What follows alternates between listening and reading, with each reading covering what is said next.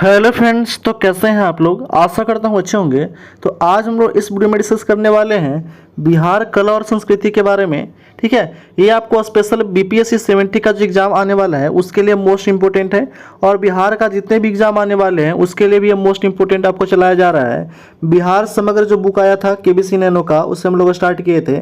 इससे पहले हम लोग बिहार का जो इतिहास था उसका एमसीक्यू पूरा कंप्लीट हो गया है। तो जो नहीं देखे हैं, ठीक है, उनके लिए इस वीडियो के डिस्क्रिप्शन में लिंक दे दिया जाएगा, तो वहाँ से जाकर के आप देख लीजिएगा। ठीक है, तो कृपया अभी तक जो भी चैनल को सब्सक्राइब नहीं किए हैं कृपया सब्सक्राइब कर दें, लाइक कर दें, बेल आइकन दबा दें और अलग अलग से रिलेटेड ग्रुप में शेयर कर दें। ये आपको मोस्ट इंपॉर्टेंट एमसीक्यू कराया जाता है, ठीक है, चैप्टर वाइज। तो आज हम लोग इस वीडियो में डिस्कस करने वाले हैं बिहार के कला और संस्कृति के बारे में। ठीक है, इसका पीडीएफ आपको व्हाट्सएप ग्रुप पे प्रोवाइड कर दिया जाता है और व्हाट्सएप ग्रुप का लिंक इस वीडियो के डिस्क्रिप्शन में दे दिया गया है, तो वहाँ से जाकर के आप ज्वाइन कर लीजिएगा। आते हैं हम लोग फर्स्ट क्वेश्चन की ओर। पहला क्वेश्चन है, तो कला और संस्कृति का फर्स्ट क्वेश्चन है कि बिहार के दीदारगंज से प्राप्त यक्ष और यक्षिणी की मूर्तियाँ किस कला से संबंधित हैं। तो यक्ष और यक्षिणी की मूर्तियाँ जो है यह संबंधित है आपका मौर्यकालीन कला से। ऑप्शन नंबर क्या हो जाएगा, सी हो जाएगा राइट आंसर। नेक्स्ट क्वेश्चन है, अगला प्रश्न है कि ठीक है, शुंग कला के उत्कृष्ट नमूने बिहार के किस स्थान से प्राप्त हुए हैं।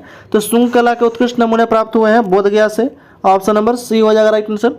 नेक्स्ट क्वेश्चन है, अगला प्रश्न है कि बिहार में पाल युग में कांस्य से निर्मित मूर्ति की एक उन्नत शैली का विकास हुआ है। कांस्य मूर्तियों के निर्माण को इस शैली का निर्णायक देनी थी किसको। तो बिहार में पाल युग के में कांस्य युग से निर्मित मूर्ति की एक उन्नत शैली का विकास हुआ। कांस्य मूर्तियों के निर्माण की इस शैली में निर्णायक देने थी किसका। तो निर्णायक जो थी वो देन थी आपका धीमन और विठपाल का। ठीक है, धीमन है विठपाल की। ऑप्शन नंबर बी हो जाएगा राइट आंसर। नेक्स्ट क्वेश्चन है, अगला प्रश्न है कि पालकालीन चित्रकला का भित्ति चित्र रूप में कहाँ से प्राप्त हुआ है। तो पालकला चित्रकला का भित्ति चित्र रूप ये प्राप्त हुआ है आपका नालंदा से। ऑप्शन नंबर डी हो जाएगा राइट आंसर। नेक्स्ट क्वेश्चन है, अगला प्रश्न है कि मिथिला के प्रख्यात कवि विद्यापति ने किस राग का सृजन किया था। तो ये विद्यापति जो थे मिथिला के, वो नचारी राग के सृजन किए थे। ऑप्शन नंबर सी हो जाएगा राइट आंसर। नेक्स्ट क्वेश्चन है, अगला प्रश्न है कि बिहार में मुगल स्थापत्य कला का सर्वश्रेष्ठ उदाहरण किसका है।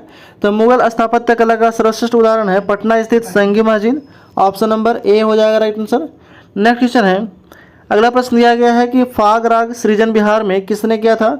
तो फाग एक राग है, इसका सृजन किया था किसने। तो ऑप्शन देख लेते हैं। तो फाग जो राग था इसका सृजन किए थे महाराजा नवल, ठीक है, Naval Kishore Singh. Option number B हो जाएगा राइट आंसर। नेक्स्ट क्वेश्चन है, अगला प्रश्न है कि बिहार में लगनी राग किस अवसर पर गाया जाता है। तो लगनी राग जो है ये गाया जाता है विवाह उत्सव के समय। ठीक है, विवाह के समय। ऑप्शन नंबर बी हो जाएगा राइट आंसर। नेक्स्ट क्वेश्चन है, अगला प्रश्न दिया गया कि वर्ष 2001 में भारत रत्न से सम्मानित उस्ताद बिस्मिल्लाह खां का जन्म कहाँ हुआ था। तो उस्ताद बिस्मिल्लाह खां का जन्म हुआ था कहाँ पे। तो डुमराव बिहार में। ऑप्शन नंबर ए हो जाएगा राइट आंसर। नेक्स्ट क्वेश्चन है, अगला प्रश्न है कि बिस्मिल्लाह खां कौन सा वाद्य यंत्र बजाते थे। तो बिस्मिल्लाह खां जो थे वो शहनाई बजाते थे। ऑप्शन नंबर बी हो जाएगा राइट आंसर। और 2001 में इनको क्या मिला था, तो भारत रत्न दिया गया था। नेक्स्ट क्वेश्चन है, बिहार में प्रचलित संगीत में निम्नलिखित में से कौन सा राग नहीं गाया जाता है बिहार में। तो नहीं गाया जाता आपका मल्हार जो है वो बिहार में नहीं गाया जाता है। बाकी सभी है, नचारी है, लगनी है, चैता है, ये सभी राग बिहार में गाए जाते हैं। नेक्स्ट क्वेश्चन है, अगला प्रश्न है कि संत सरफुद्दीन याभा मनेरी का मकबरा किस जिला में है। तो संत सरफुद्दीन याभा मनेरी का जो मकबरा है वो है पटना जिला में। ऑप्शन नंबर ए हो जाएगा राइट आंसर। नेक्स्ट क्वेश्चन है, अगला प्रश्न है कि थंका चित्रकला का संबंध किस धार्मिक संप्रदाय से है। तो थंका चित्रकला का जो संबंध है वो आपका बौद्ध धर्म से संबंधित है। ऑप्शन नंबर बी हो जाएगा राइट आंसर। नेक्स्ट क्वेश्चन है, अगला प्रश्न है कि पटना कलम से संबंधित नीचे कुछ कथन दिए गए हैं, कूट की सहायता से सही कथन का चयन करना है। ठीक है, देखते हैं हम लोग। पहला कथन दिया गया है वो है आपका कि पटना कलम चित्रकला के तहत केवल व्यक्ति विशेष के चित्र ही बनाए जाते हैं। तो ये गलत है। दूसरा कथन देखते हैं। दूसरा कथन है कि पटना कलम चित्रकला में मुख्यतः गहरे भूरे लाल तथा गहरे नीले रंग का प्रयोग किया जाता है। तो ये बिल्कुल सही है दूसरा। तीसरा कथन देखते हैं। तीसरा कथन है कि इस शैली के अधिकांश चित्रकार, ठीक है, चित्रकार पुरुष हैं, इसलिए इसे पुरुषों की चित्र शैली भी कहा जाता है। ठीक है, तो ये सही है। यानी कि ऑप्शन नंबर क्या हो जाएगा, 2 और 3 सही हो जाएगा। तो ऑप्शन नंबर सी हो जाएगा राइट आंसर, 2 और 3। नेक्स्ट क्वेश्चन है, अगला प्रश्न है कि नीचे दिए गए कथनों पर विचार करना है और कूट की सहायता से सही कथन को चयन करना है। ठीक है, पहला कथन देखते हैं हम लोग। दिया गया पहला कथन है कि पाल शासकों के समय बिहार में ताड़ पर चित्रकला काफी प्रसिद्ध था, तो ये पहला कथन बिल्कुल सही है। दूसरा कथन है कि गया स्थित बराबर पहाड़ियां में गुहा चित्रपाल कलाकालीन है। ठीक है, तो यह गलत है। तीसरा कथन है कि बिहार में चित्रकला के प्रारंभिक साक्ष्य पाल कला से प्राप्त होता है, तो ये सही है। यानी कि ऑप्शन नंबर क्या हो जाएगा, 1 और 3 सही है। तो ऑप्शन नंबर क्या हो जाएगा, ऑप्शन नंबर हो जाएगा आपका डी हो जाएगा राइट आंसर। नेक्स्ट क्वेश्चन है, अगला प्रश्न है कि पटना कलम के प्रथम महत्वपूर्ण चित्रकार कौन थे? तो पटना कलम के महत्वपूर्ण चित्रकार थे सेवक राम, ऑप्शन नंबर ए हो जाएगा राइट आंसर। नेक्स्ट क्वेश्चन है, अगला प्रश्न है कि पटना कलम शैली से संबंधित चित्रकार है कौन? तो वह संबंधित है आपका, ठीक है, हुलास लाल, जयराम दास, शिव दयाल एवं ईश्वरी प्रसाद, ये सभी हैं। ऑप्शन नंबर डी हो जाएगा राइट आंसर, उपयुक्त सभी। नेक्स्ट क्वेश्चन है, अगला प्रश्न है कि पटना कलम चित्रकला शैली संबंधित है किससे? तो पटना कलम चित्रकला शैली संबंधित है परिवर्तित मुगल काल से, ऑप्शन नंबर ए हो जाएगा राइट आंसर। नेक्स्ट क्वेश्चन है, अगला प्रश्न है कि मधुबनी चित्रकला के संबंध में कौन सा कथन सही है? तो सही कथन बताना है। पहला कथन है कि यह लोक कला है, तो पहला कथन बिल्कुल सही है। दूसरा कथन दिया गया है कि इसमें महिलाओं की ही महत्वपूर्ण भूमिका रहती है, तो ये भी सही है। तीसरा कथन दिया गया है, तीसरा कथन है कि यह चित्र 3 प्रकार के होते हैं, भित्ति चित्र, अरिपन और पटचित्र। ठीक है, तो ये भी सही है। ऑप्शन नंबर क्या हो जाएगा, डी हो जाएगा राइट आंसर, उपयुक्त सभी जो है वो कथन क्या है, तो सत्य है। नेक्स्ट क्वेश्चन है, अगला प्रश्न है कि मधुबनी चित्रकला के महत्वपूर्ण प्रतिनिधि या कलाकार हैं कौन? तो मधुबनी चित्रकला के महत्वपूर्ण प्रतिनिधि या कलाकार हैं वो है आपका कौशल्या देवी हैं, सिया देवी हैं, शशिकला देवी है, ठीक है, शशिकला देवी, उपयुक्त सभी हो जाएंगे। ऑप्शन नंबर डी हो जाएगा राइट आंसर। नेक्स्ट क्वेश्चन है, अगला प्रश्न दिया गया है वो है कि प्राचीन बिहार में महात्मा बुद्ध के समय गायिकाओं एवं नर्तकियों के उपस्थिति को साक्ष्य मिले थे कहाँ से? ठीक है, ये साक्ष्य मिले थे राजगीर और वैशाली से। ऑप्शन नंबर क्या हो जाएगा, सी हो जाएगा, उपयुक्त दोनों स्थानों से। नेक्स्ट क्वेश्चन है, अगला प्रश्न है कि पटना कलेक्ट्री और पटना कॉलेज के भवन किस शैली में प्रभावित हैं?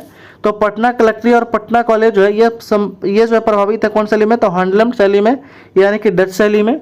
नेक्स्ट क्वेश्चन है, अगला प्रश्न है कि पटना सिटी में स्थित पादरी की हवेली और बांकीपुर चर्च प्रतिनिधि करती हैं किसको? तो पटना सिटी में स्थित पादरी की हवेली और बांकीपुर चर्च यह प्रतिनिधित्व करती है गौथिक शैली का। ऑप्शन नंबर ए हो जाएगा राइट आंसर। नेक्स्ट क्वेश्चन है, अगला प्रश्न है कि पटना में स्थित राजभवन, मुख्य सचिवालय तथा उच्च न्यायालय की इमारतें किस शैली से प्रभावित है? तो पटना उच्च न्यायालय के, ठीक है, पटना में स्थित राजभवन, मुख्य सचिवालय तथा उच्च न्यायालय की जो इमारतें हैं यह प्रभावित है कौन सी शैली से? तो यह प्रभावित है यूरोपियन पूर्ण जागरण कला शैली से। ऑप्शन नंबर सी हो जाएगा राइट आंसर। नेक्स्ट क्वेश्चन है, अगला प्रश्न है कि मगही बोली के पहले कवि थे कौन? तो मगही बोली के पहले कवि थे ईशान। ऑप्शन नंबर बी हो जाएगा राइट आंसर। नेक्स्ट क्वेश्चन है, बिहार की पेंटिंग विद्या कौन सी है? तो बिहार की पेंटिंग विद्या है मधुबनी। ऑप्शन नंबर ए हो जाएगा राइट आंसर। नेक्स्ट क्वेश्चन है, अगला प्रश्न है कि मंजूषा चित्र शैली किस क्षेत्र में लोकप्रिय थी? तो मंजूषा चित्र शैली जो था यह लोकप्रिय था अंग क्षेत्र में, ठीक है, अंग का राजधानी था चंपा, तो उस क्षेत्र में यह प्रचलित था मंजूषा चित्र शैली। ठीक है, और ये जितने भी आपको क्वेश्चन कराया जा रहा है ये मोस्ट इंपॉर्टेंट क्वेश्चन है बिहार स्पेशल कला और संस्कृति, ठीक है, जिसमें आपको जो है वो लगभग 40 क्वेश्चन कराया जाएगा, ठीक है, इस चैप्टर में। और ये आपको स्पेशल बिहार का जितने भी एग्जाम आने वाले हैं उसके लिए मोस्ट इंपोर्टेंट सीरीज चलाया जा रहा है। बिहार समग्र केबीसी नैनो का जो न्यू बुक आया था उससे हम लोग स्टार्ट किए हैं। तो कृपया अभी तक जो भी चैनल को सब्सक्राइब नहीं किए हैं कृपया सब्सक्राइब कर दें, लाइक कर दें, बेल आइकन दबा दें और अलग अलग रिलेटेड ग्रुप में शेयर कर दें। इसका PDF आपको व्हाट्सएप ग्रुप पर प्रोवाइड कर दिया जाता है और व्हाट्सएप ग्रुप का लिंक इस वीडियो के में दे दिया गया है, तो वहाँ से जाकर के आप ज्वाइन कर लीजिएगा। कोई भी आप सजेशन देना चाहते हैं, ठीक है, वीडियो से रिलेटेड, तो आप कमेंट बॉक्स में दे सकते हैं। आते हैं हम लोग नेक्स्ट क्वेश्चन की ओर। अगला प्रश्न है, दिया गया है कि विदेशियां किस राज्य का लोक नाट्य कला है? ठीक है, तो विदेशियां जो है यह जो है किस राज्य का लोकप्रिय नाट्य नृत्य है? तो ये जो नृत्य है वो है आपका कहाँ का? तो बिहार का है विदेशिया। ऑप्शन नंबर डी हो जाएगा राइट आंसर। नेक्स्ट क्वेश्चन है, जट जाटनी लोक नृत्य कहाँ प्रसिद्ध है? ठीक है, ये जट जाटनी लोक नृत्य जो है यह प्रसिद्ध है कहाँ पे? तो यह प्रसिद्ध है बिहार में। ऑप्शन नंबर डी हो जाएगा राइट आंसर। नेक्स्ट क्वेश्चन है, अगला प्रश्न है कि बिहार के किस विद्वान को मैथिली कोकिला कहा जाता है? तो मैथिल कोकिल कहा जाता है विद्यापति को। ऑप्शन नंबर सी हो जाएगा राइट आंसर। नेक्स्ट क्वेश्चन है, अगला प्रश्न है कि बिहार का अद्वितीय त्यौहार क्या है? तो बिहार का जो अद्वितीय त्यौहार है वो है आपका छठ पूजा है, ठीक है, छठ पूजा। नेक्स्ट क्वेश्चन है, अगला प्रश्न है कि बिहार में झरनी नृत्य किस समुदाय का प्रसिद्ध लोक नृत्य है? तो बिहार में जो झरनी नृत्य है वो किस समुदाय का प्रसिद्ध लोक नृत्य है? तो आपका मुस्लिम समुदाय का प्रसिद्ध लोक नृत्य है, ठीक है, झरनी नृत्य। नेक्स्ट क्वेश्चन है, अगला प्रश्न है कि डोमकच जो है वो क्या है, तो डोमकच जो है वो महिला प्रधान नाट्य है। ठीक है, डोमकच क्या है, तो महिला प्रधान नाट्य है। नेक्स्ट क्वेश्चन है, अगला प्रश्न है कि मधुश्रावणी पर्व विशेष रूप से मनाया जाता है कहाँ पे, तो मधुश्रावणी जो पर्व मनाया जाता है वो मनाया जाता है आपका, ऑप्शन देखते हैं हम लोग, मधुश्रावणी पर्व मनाया जाता है मिथिलांचल में, ऑप्शन नंबर डी हो जाएगा राइट आंसर। नेक्स्ट क्वेश्चन है, अगला प्रश्न है कि कालिदास संग्रहालय कहाँ स्थित है, तो कालिदास संग्रहालय स्थित है पटना में, ऑप्शन नंबर बी हो जाएगा राइट आंसर। नेक्स्ट क्वेश्चन है, अगला प्रश्न दिया गया है कि भोजपुरी का जन कवि किसे कहा जाता है, तो भोजपुरी का जन कवि कहा जाता है भिखारी ठाकुर को, ऑप्शन नंबर बी हो जाएगा राइट आंसर।